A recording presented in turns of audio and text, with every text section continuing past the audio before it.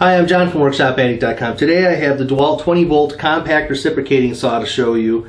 It is model number DCS387.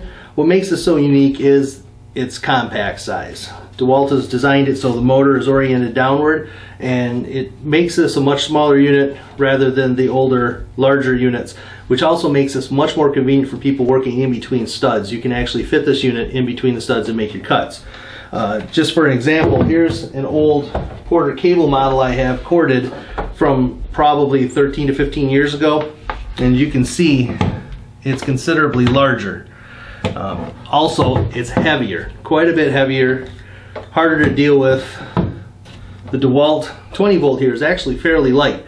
I believe it's like 6.4 pounds without the battery, so it's manageable with one hand. And in case you need to really get up somewhere and make a cut, you could do it with one hand, but there's some rubber overmold at the front which really lets you get some extra control over this unit and pressure. Actually, now that you've seen the big beast here, let me put this away. And let me just tell you that until recently, the cordless option for reciprocating saws weren't nearly as powerful as the corded versions. But I'd say probably in the last 3, 4, or 5 years, the battery technology, the tool technology has really caught up, and this unit has got a lot of power in it. 0 to, I believe it's 2,800 strokes a minute, variable speed on the trigger, so you can control the speed according to the trigger. It also has a trigger, it has a lock that'll prevent you from wearing out your battery if you've got it in a tool bag.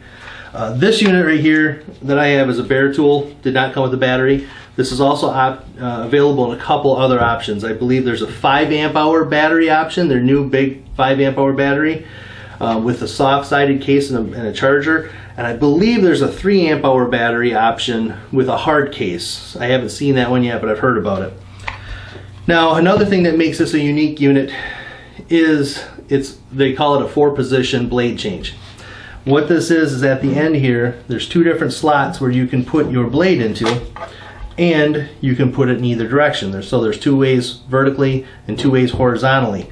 This will allow you to be able to get into different situations, some tight spots you might not be able to get your saw into unless you turn your saw at a certain angle, and that'll allow you to still be able to use your blade. This is neat for a whole bunch of reasons. Remodeling work always seems to be a pain. It's very inconvenient. You know, you're going back and changing things somebody else had done, so you got to tear it apart without making too much damage.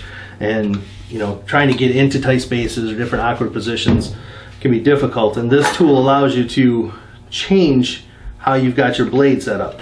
Also, if you use the top section here, the top vertical, top horizontal, this also makes it easy that you can do flush cuts with it. You know, you can actually lay this saw down and you can go down and cut whatever you need to flush with the floor. That's a great little option there. Tool changes way back in the day used to be really hard on a reciprocating saw. You had an Allen wrench, and then they kind of went to this quicker connect where you would twist right off of the head here, slide your bit in.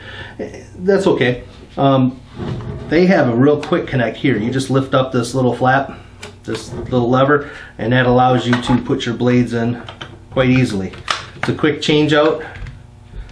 You know, you gotta lift it up, pull it out.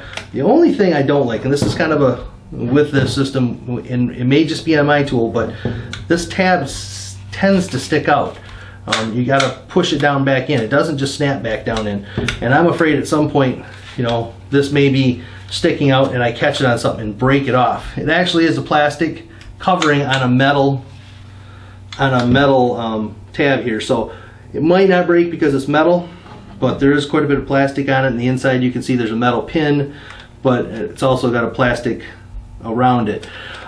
Shouldn't be too bad if it breaks. Looks like there's 2 screws to take the shoe off, and you should be able to put a new piece in, but hopefully it doesn't. So it's just a little annoying how this sticks out every once in a while. It doesn't actually retract.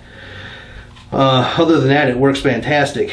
This unit has 1 1/8 inch stroke length on it, so that's a pretty good stroke length. It does not, it has the shoe adjusts pivots here, but it doesn't adjust in and out. It's also, this thing has a lot of power, and you can hear it too.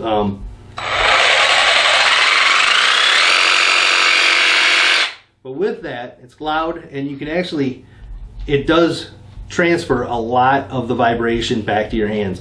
I was actually pretty surprised. It was quite a bit more than even this old corded unit here. And if you're going to be using this all day, it's going to make your arms tired. It really does vibrate quite a bit. But other than that, I mean, it's great for getting in tight spots. Very light.